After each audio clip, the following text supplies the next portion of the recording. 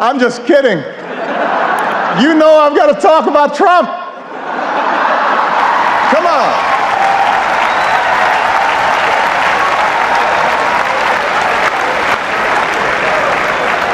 We weren't just going to stop there. Come on.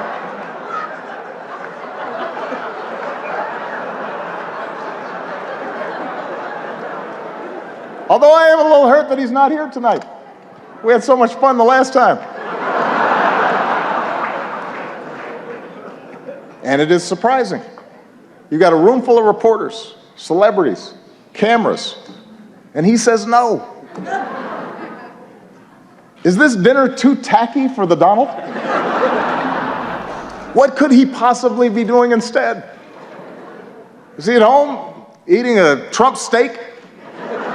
Tweeting out insults to Angela Merkel? What's he doing?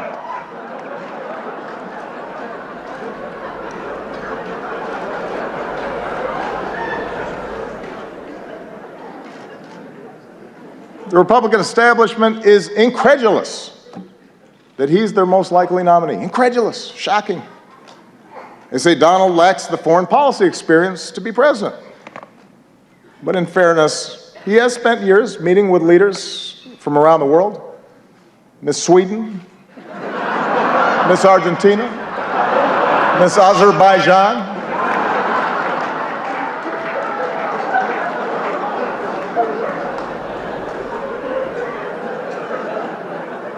And there's one area where Donald's experience could be invaluable, and that's closing Guantanamo. Because Trump knows a thing or two about running waterfront properties into the ground.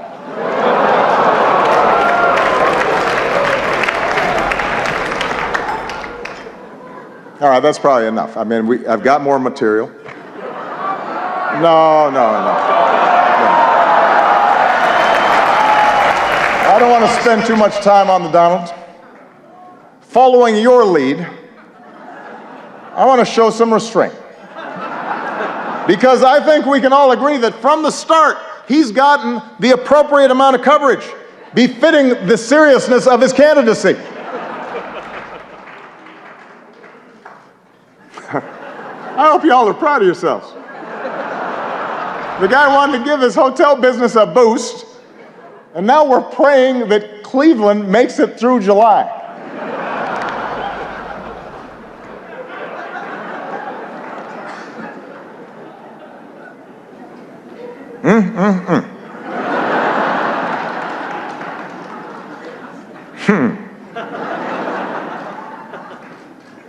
As for me and Michelle, we've decided to stay in D.C. for a couple more years. Thank you. This way, our youngest daughter can finish up high school. Michelle can stay closer to her plot of carrots. She's already making plans to see them every day. Take a look.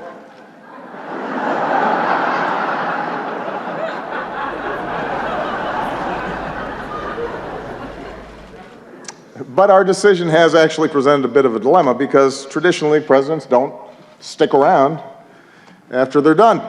And it's something that I've been brooding about a little bit. Take a look. The Obamas are staying in D.C. for 2 years after the president leaves office. He's about to go from commander-in-chief to couch commander. You, Chuck Todd.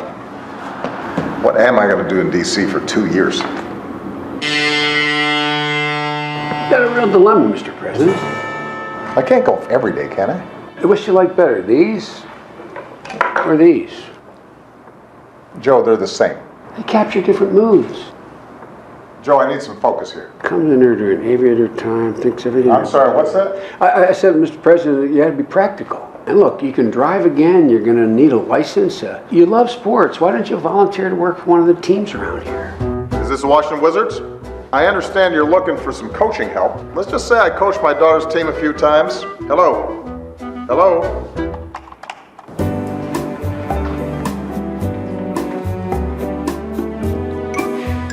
$44. Finally. So I'm going to be in D.C. for a while, and I thought I'd take up driving again. What's the name? Barack Hussein Obama. Yikes. Well, since you don't have a driver's license, you're gonna need a birth certificate. Really? Really? It's real. Is it? It's real. But is it? Oh, Michelle left her phone. Let's see here.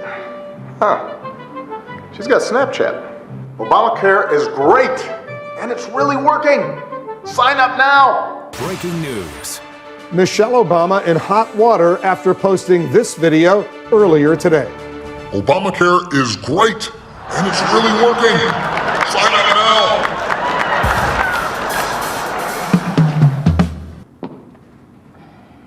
No? No. Did it get a lot of views at least? Honey, enough. Why don't you just talk to somebody who's been through this? I gotta go to Soul Cycle. She's right. I know who I need to talk to.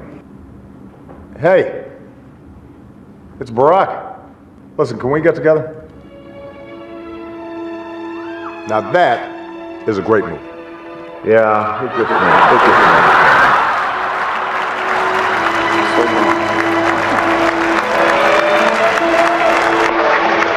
So, you got any advice for me?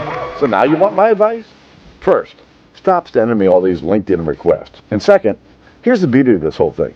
You've got all the time in the world to figure this out. You can just be you for a while. If you know how to do that again. So I can just be me. And I can wear my mom jeans in peace. I hate these tight jeans. Good. Yesterday, I had a beer at 11:30 in the morning. And you know, McDonald's now serves breakfast all day long. You know, Michelle's going to be at the spin class, so she'll never know. Right. Let it go. You know, it won't be long. You'll be able to walk right out of the Oval Office singing zippity-doo-dah, zippity-yay. And you got plenty of time to work on your tan. And you know what? I finally got the grand bargain on a sweet Chevy Tahoe. Look here. Look here. Yeah.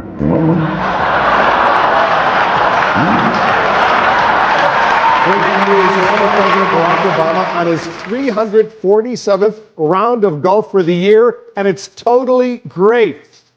And Gloria, not a problem for anybody. I can't think of a reason to care, Wolf, and believe me, I've tried.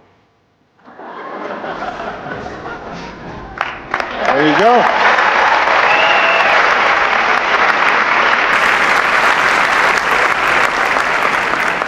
I am still waiting for all of you to respond to my invitation to connect to LinkedIn. But I know you have jobs to do, which is what really brings us here tonight. I know that there are times that we've had differences, and that's inherent in our institutional roles. It's true of every president and his press corps. But we've always shared the same goal, to root our public discourse in the truth, to open the doors of this democracy, to do whatever we can to make our country and our world more free and more just. And I've always appreciated the role that you have all played as equal partners in reaching these goals. Our free press is why we once again recognize the real journalists who uncover the horrifying scandal and brought some measure of justice for thousands of victims throughout the world. They are here with us tonight. Sasha Pfeiffer, Mike Resendez, Walter Robinson, Matt Carroll, and Ben Brandley Jr. Please give them a big round of applause.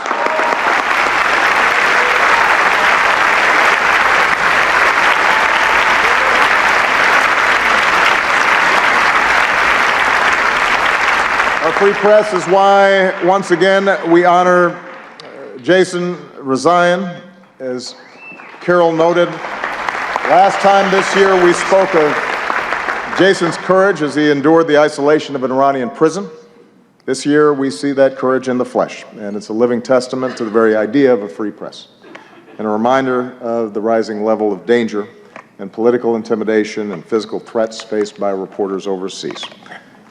And I can make this commitment that as long as I hold this office, my administration will continue to fight for the release of American journalists held against their will, and we will not stop until they see the same freedom as Jason had.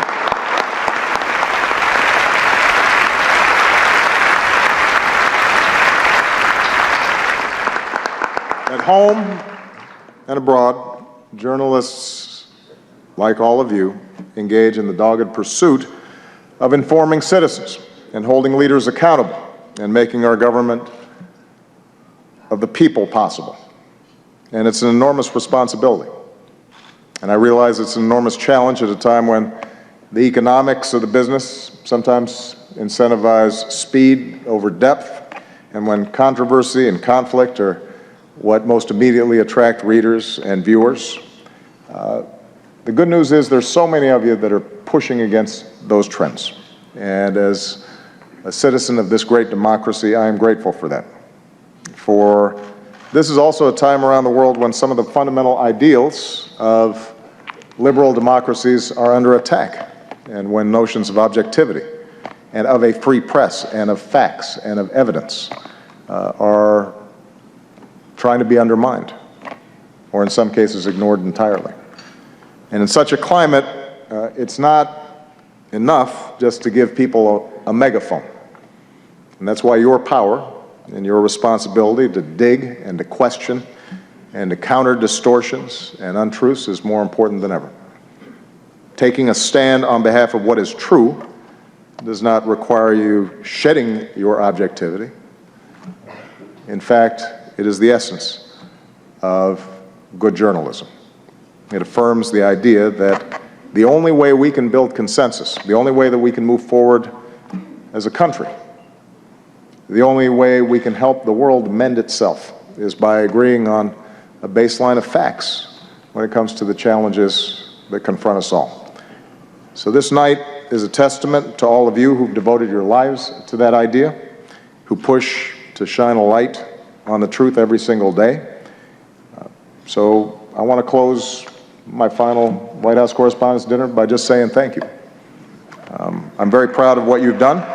It has been an honor and a privilege to work side by side with you to strengthen our democracy. And with that, I just have two more words to say. Obama out. Subscribe for more updates and keep watching Inside America.